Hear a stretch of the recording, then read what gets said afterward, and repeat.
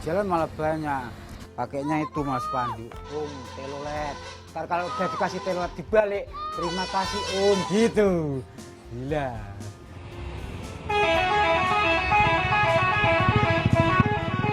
Kayak orang demo gitu pakai spanduk gitu. Telolet, udah telolet. Terus dibalik, makasih enggak, dia mulutnya diam aja gitu, balik-balik itu. Wah, gila deh.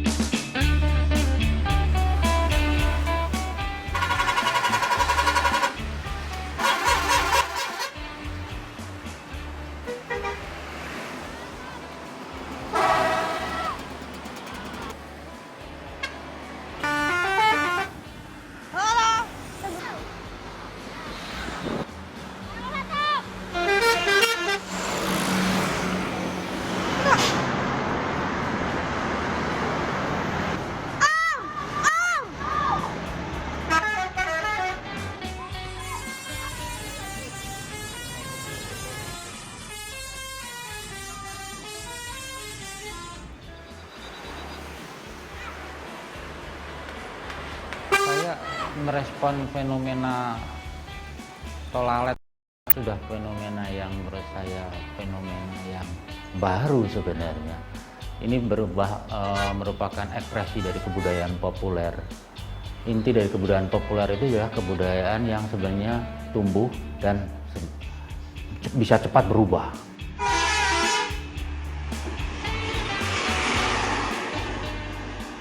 Tumbuh dan cepat berubah karena konsekuensi kebudayaan populer adalah selalu dikonstruksi, direkonstruksi, dan dikonstruksi terus-menerus, berubah-ubah gitu.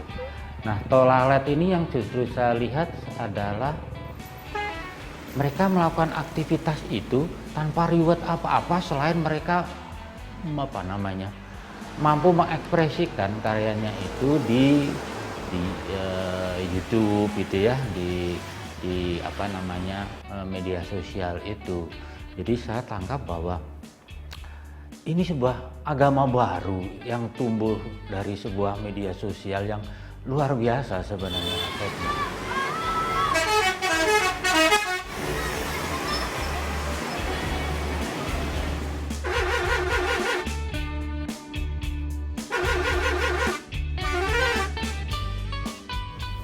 Udah lama sekali, udah hampir 15 tahun. Bagus. Arah Sumatera pernah, Jakarta ya semuanya. Aku mendukung sekali, anak-anak kecil pada suka sekali mengejar toilet, itu banyak sekali itu, sampai pakai spanduk minta toilet sama Pak toilet nah gitu.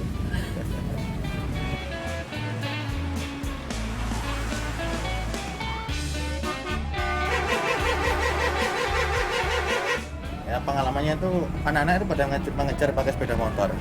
Itu yang paling fenomena yang bagus tuh, sambil motret, sambil mendengarkan, sambil moto, video itu kan, itu bawa sepeda motor.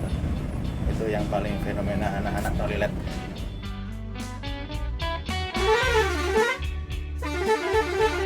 Perkembangan saat ini itu adalah di era pasca modernitas itu ada 3 hal yang sedang terjadi dalam fenomena sosial. Satu, terjadinya konsumsi budaya terus-menerus.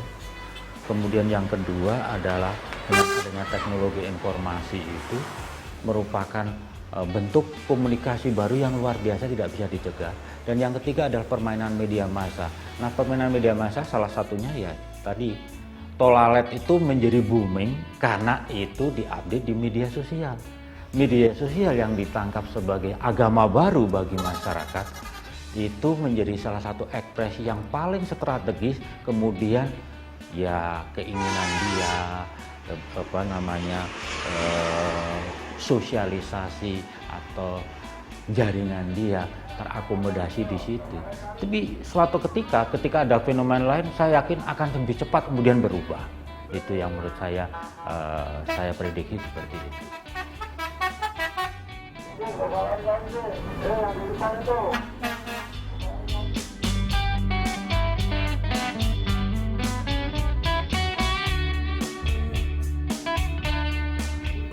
mau telolet aja. Untuk itu. Nang omah. Hmm? Nang ngarep. Sing api-api itu Enggak. sing gampang anu lho. Dilah ya. Dina cek sing apik iki. Besok ndi? Ngarep. Arep ndi? Oh ngarep kowe. Karo Kalo siapa? karo ora. Rian. Karo dia.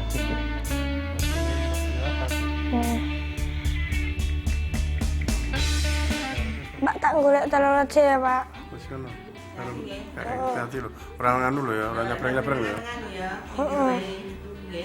Seneng. Ojo nyebrang rono lho ya. Heeh. Hati-hati. Heeh.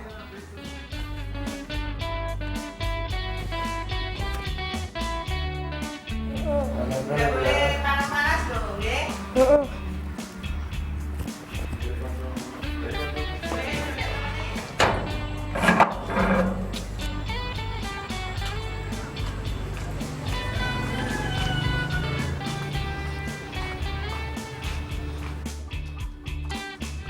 Apaan?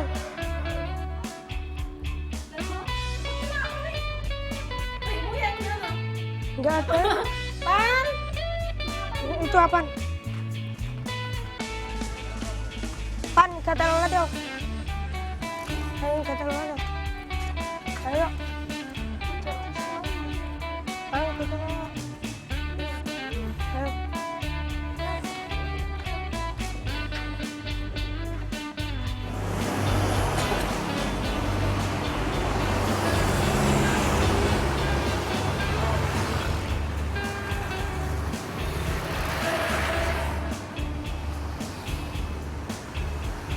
Pelita, pelita.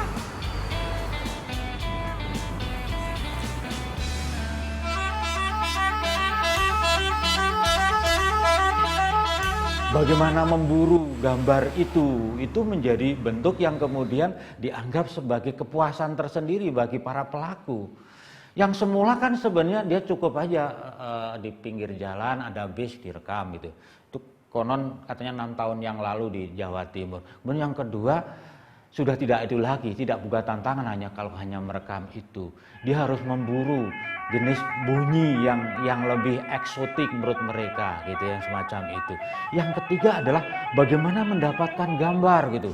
Bahkan yang saya dengar sampai memburu ke jalan tol yang itu sangat berbahaya, kemudian ditangkap sebagai satu fenomena yang luar biasa.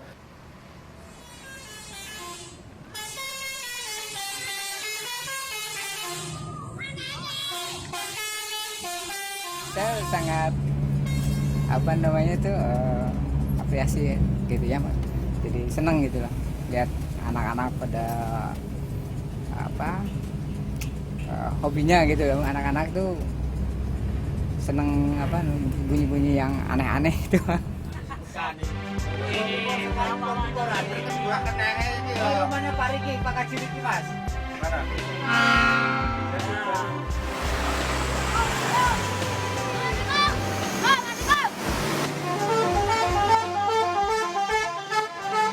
Kalau saya sih enggak sih, enggak. Malah jadi jadi ada Pak. Jadi mungkin senang aja anak-anak gitu, enggak mengganggu gitu menurut saya.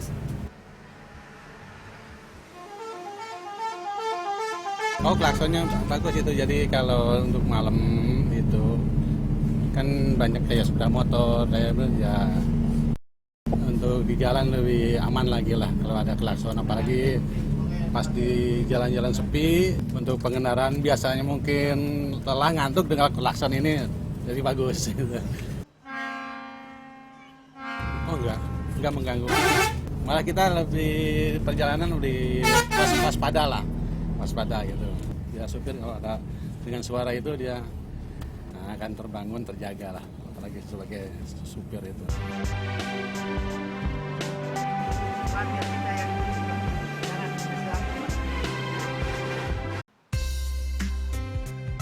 Awalnya saya itu suka sama bus itu dari bentuknya. Lalu lama-lama itu tahu telolet. Telolet ternyata itu suaranya bagus.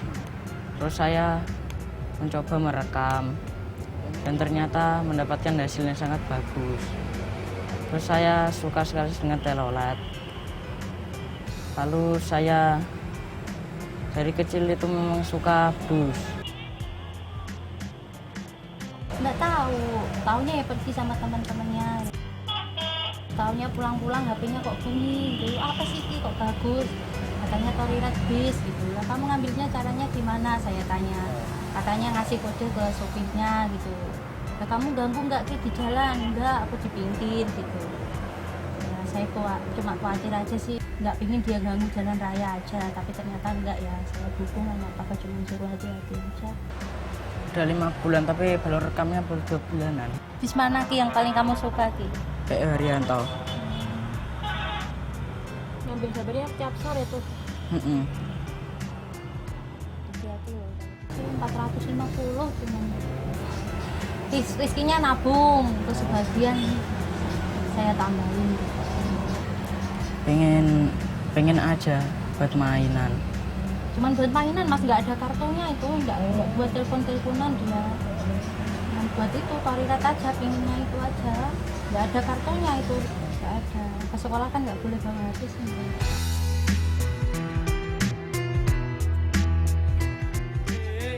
Iya. Ang rekam telolet Ki. Ya, mau pergi ya? Hati-hati ya Ki ya. Ya, assalamualaikum. Waalaikumsalam. Awal mulanya itu lihat teman-teman loh, kok bagus merekam, terus ikut.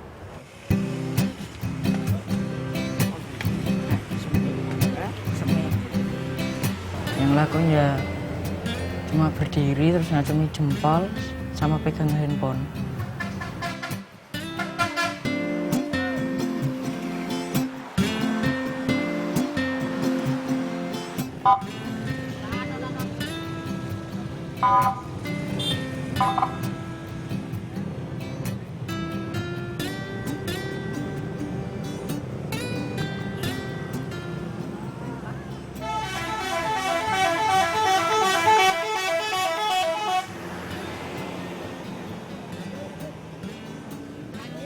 Panjang punya.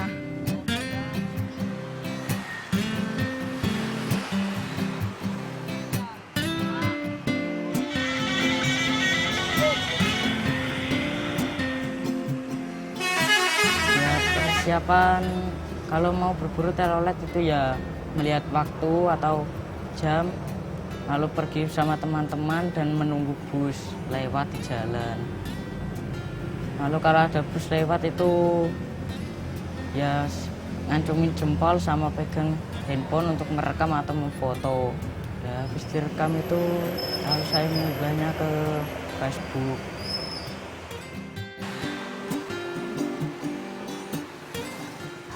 Kalau ke warnet itu pakai uang tabung saya sendiri untuk bayar warnetnya.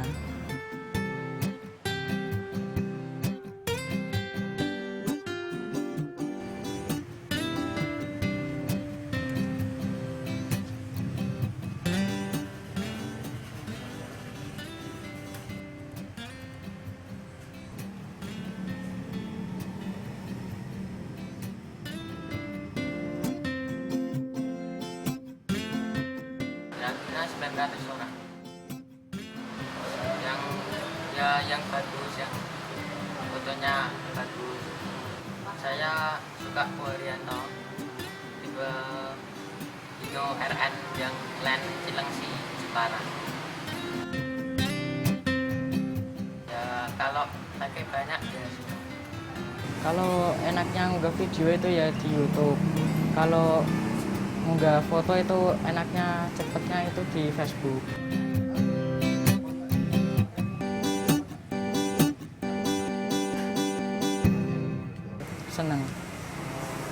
Senengnya ya bisa belajar buat ngunggahin video.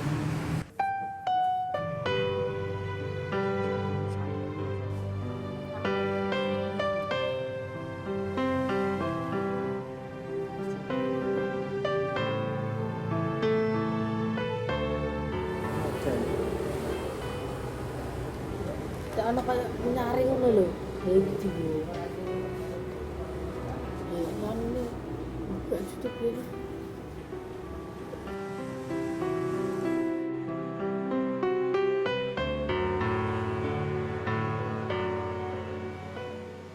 Itu pengambilan gambarnya kapan? Kemarin, Yang tadi sore mana? ini yang tadi sore.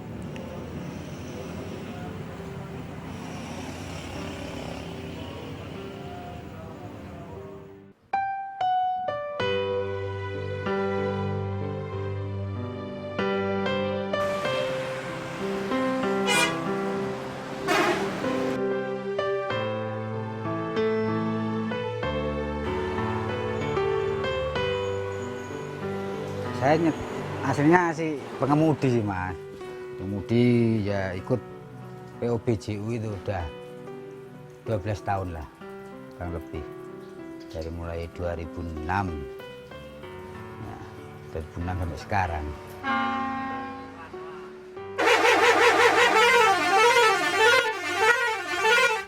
Saya mainan modifikasi gini ya paling dari 2011 telolet. Ya telolet 2011 ini yang kalau yang breng itu udah lama itu, waktu saya megang truk itu udah modifikasi itu sendiri gitu.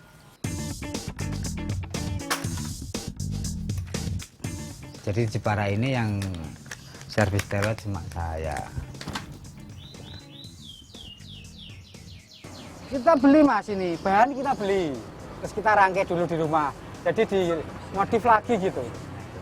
Kalau langsung dari toko suaranya nggak bisa maksimal bagus. Kita siapin dulu mesinnya, itu mesin disiapin. Posisi kabelnya udah ada semua, tabur lubangnya itu.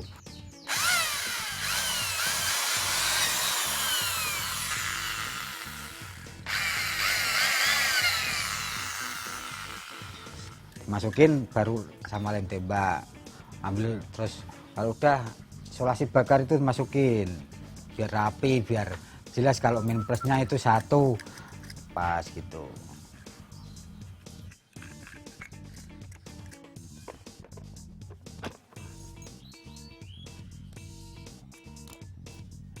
Nah, terus kita coba udah nggak bocor, kita coba berarti nggak ada kekonsletan dari mesin itu. Nah kita ambil mesin teloletnya itu, valve-nya kita tes, buka nutupnya angin udah bisa belum gitu, coba satu-satu tanpa angin dulu, ini bisa bunyi ketuk-ketuk gitu. Situ udah masukin angin, anginnya dimasukin. Udah angin dari kompresor dimasukin, udah buka anginnya, udah coba, udah bisa bunyi. Nanti buat mainan satu-satu gitu bisa. Pak Oneno ya toiletnya ya wani piro. Nah, kita sini, kayak tabel ya.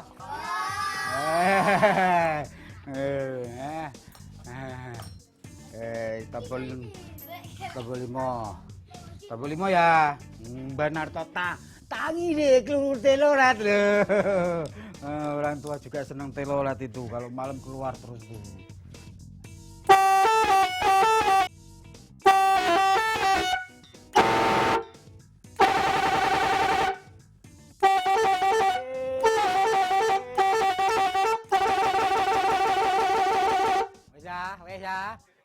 Wes tabel 5 kok. Wani piro ontang ini kok tuh. Saya yang paling sulit itu servisan ya, kalau itu yang paling sulit. Ya kita harus kadang kan tuh valve-nya itu ada yang dilem, wah bu, itu kalau buka kan sulit, bukanya sulit kan. Kalau nggak sama bantuan itu bara api itu nggak bisa buka. Ya servis ini. Tangan saya kena api gitu, wah kan panas sekali kan gitu, itu yang sulitan.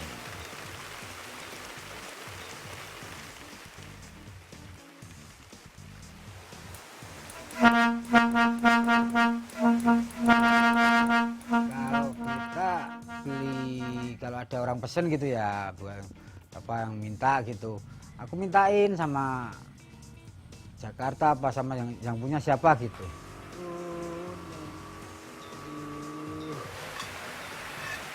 Kalau yang ini yang pakai tombol 1.250.000.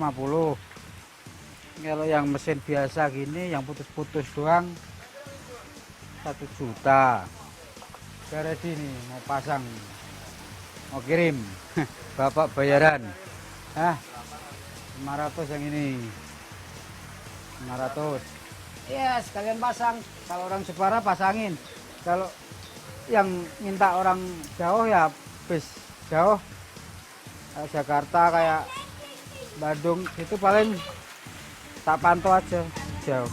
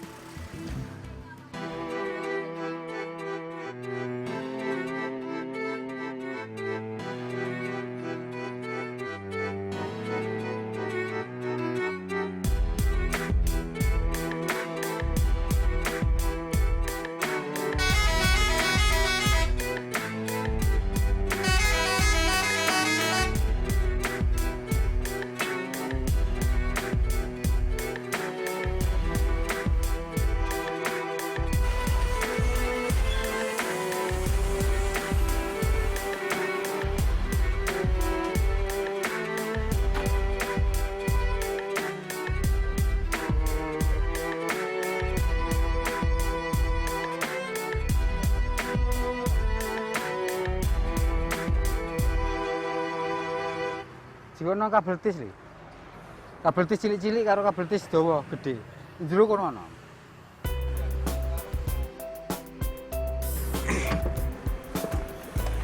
Masang telolet corong 6, Mas.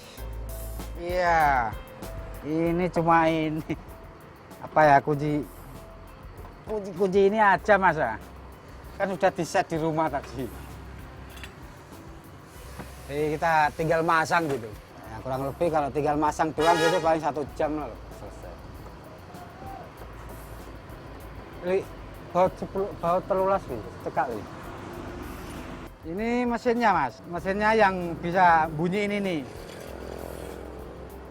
Ya, ini soket ini kan terus masuknya ke corong 1. Nah, terus tinggal masukkan angin, naruhkan angin. Terus kabel ini naik ke atas. Nah, tombolnya kan tinggal mencet gitu. Kalau yang corong 6 gini paling sekitar 17-an, 1.700.000, 1.800.000. Ya enggak, kita kan ada uang celengan dari armada gitu kan. 1 bro kan kita kalau ada uang gitu sisain 150 gitu kalau ada turaan gitu loh, Mas. Udah kumpul terus nanti kalau ada anak BBC juga mau ngasih disumbang gitu. Ini tombolnya, Mas. Ya, tombol. Kurang berapa saya sumbang gitu.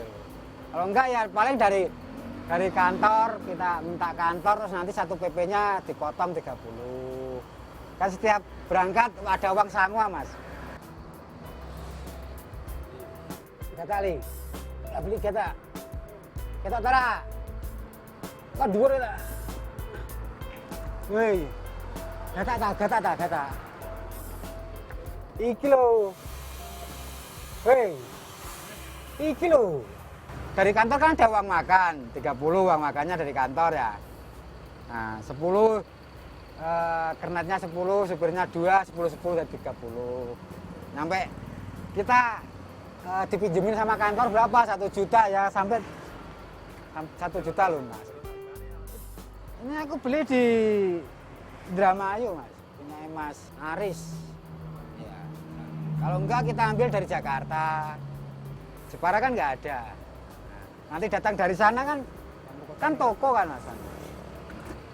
Datang dari sana, nyampe sini nanti dipaketin gitu kan, terus dimodif.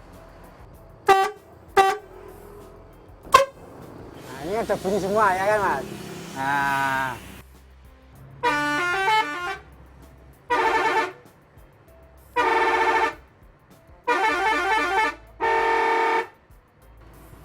Kalau saya di Bandung gitu ya, Bandung nyetelin klakson telolet gitu, anak kecil-kecil hari Minggu.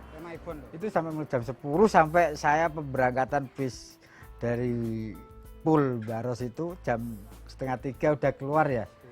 Itu sampai jam 2 bis saya keluar itu ditungguin minta telolet. Anak kecil-kecil. Kasihan. Dia belum dengar telolet, nggak mau pulang.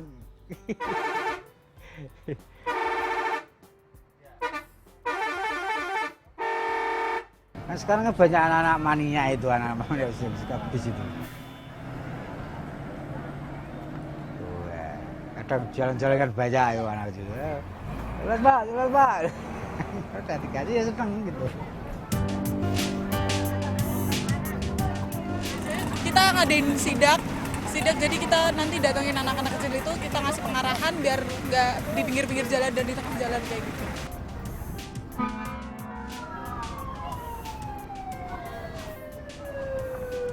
Udah, ini mana ya? Oke.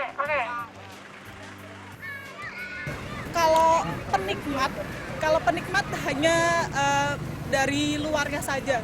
Jadi menurut saya itu kalau penikmat mereka tuh lebih ke yang body-bodinya, mesinnya gitu. Tapi kalau yang menikmati, jadi kalau suka bis itu menikmati berarti mereka sering menggunakan transportasi bis umumnya, kemana-mana lebih naik bis daripada naik kendaraan pribadi. Itu kan menikmati kayak gitu.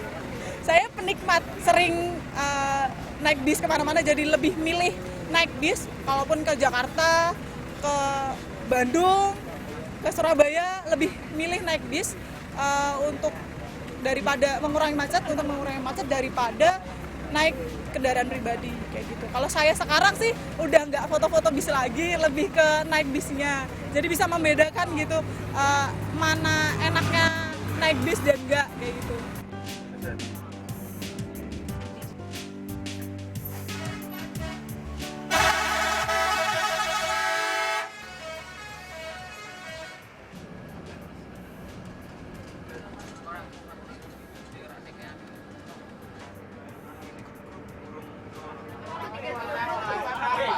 Jadi awal tahun baru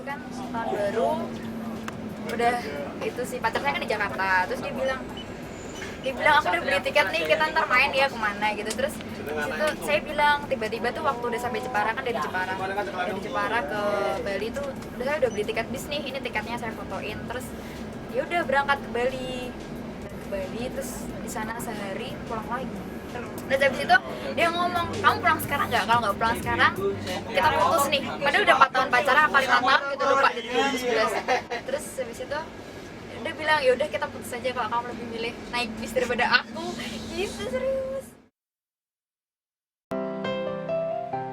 Telolet itu tidak merupakan sebuah kewajiban. Jadi driver ya yang mempunyai menjalankan bus itu atau biasa disebut batangan, itu mereka mempunyai keleluasaan untuk menggunakan telolet atau tidak, atau menggunakan klakson yang berbeda, bahkan juga sampai ke dalam aksesoris di dalam bus ya. Biasanya itu ada di kokpit ya, dari driver tersebut.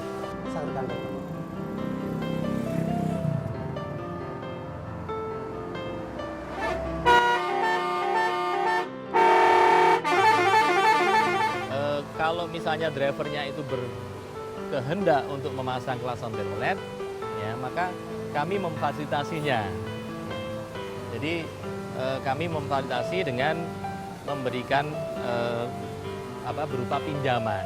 Ya, berupa pinjaman silakan mereka mau pasang klakson telolet, nanti kemudian bisa dicicil, ya bisa diangsur potong premi. Jadi tidak terlalu berat. Ya, harapan kami memang kalau itu bisa menjadi daya tarik ya bagi para penggemar, terutama yang masih muda, itu akan menjadi keuntungan nanti di masa depan.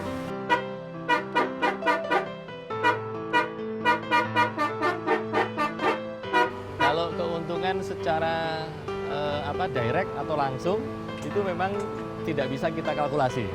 Ya, keuntungan secara langsung, tapi keuntungan di jalan, kemudian armada itu direkam, kemudian dimasukkan ke dalam sosial media, apapun itu Instagram, Facebook, Twitter dan lain sebagainya.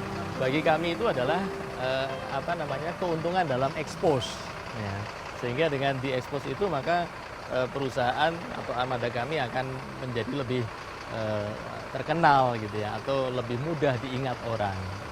Kalau keuntungan secara langsung mungkin bagi beberapa bismania ya, yang mereka mengetahui sebuah armada itu misalnya drivernya baik ya, kemudian klaksonnya telolet dan armadanya cukup tepat waktu begitu ya, itu biasanya mereka menginginkan armada itu pada saat mereka melakukan perjalanan. Oke. Cheers ya, cheers, jangan cepat senyum. 1, 2, 3.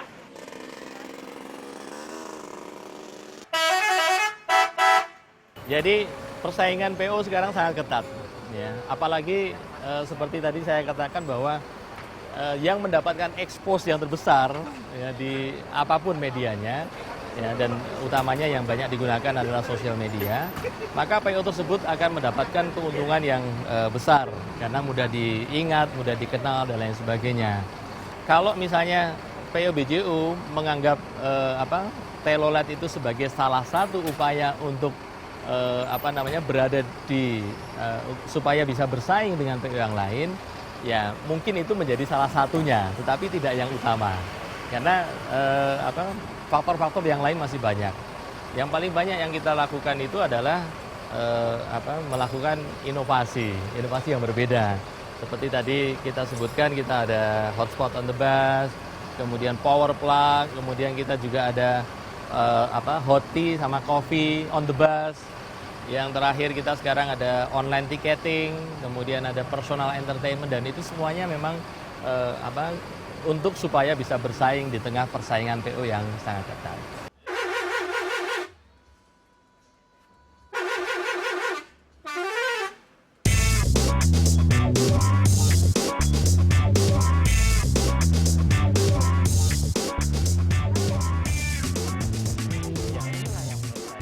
Ya inilah yang menurut saya dalam fenomena budaya populer antara penikmat dan yang menikmati itu sudah cukup blur gitu ya. Jangan-jangan sebenarnya yang menikmati itu adalah orang-orang yang melakukan itu, bukan orang lain gitu ya.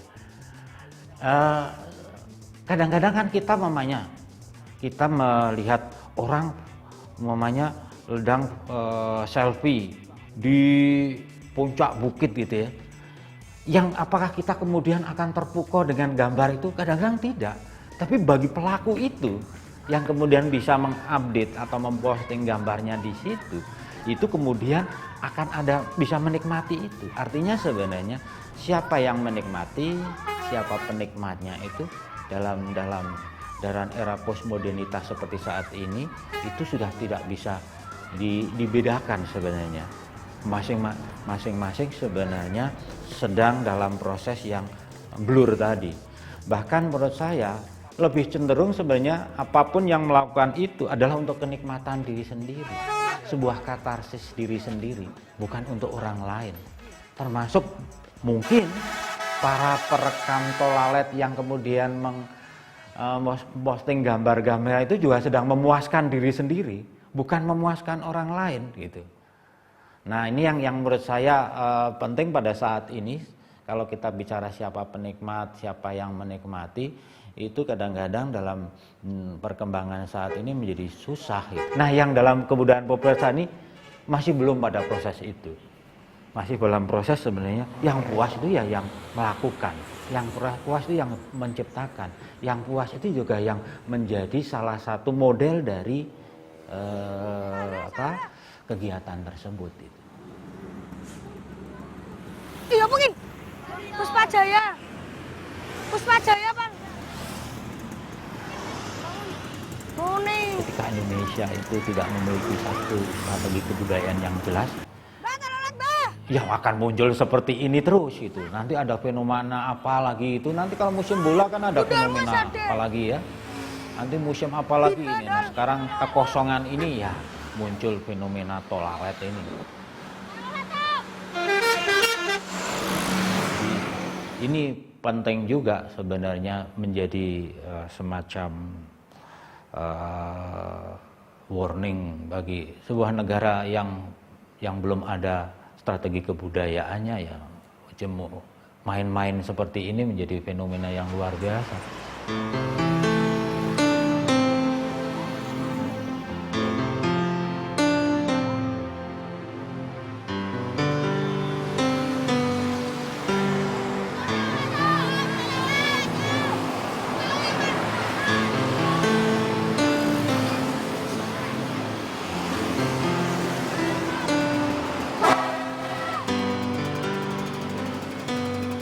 Sebuah realitas dalam kehidupan sehari-hari ketika itu dikonstruksi dalam fenomena pasca modernitas saat ini ternyata tidak lagi menjadi sebuah realitas yang sebenarnya. Realitas itu akan tergantung dari siapa yang menciptakan realitas. Salah satunya adalah bentuk komunitas tolalet yang selama ini berkembang dan yang kemudian dijadikan salah satu rujukan anak-anak muda pada saat ini. Ini toilet. Oh, ini sing dararat. Sadara. Bapak sing ngaji to ki. Halo. Sing ono lali. Sing iki lho tak weruhi.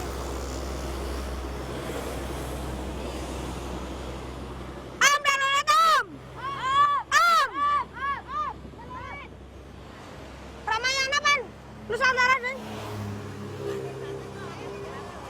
Om Lalat om.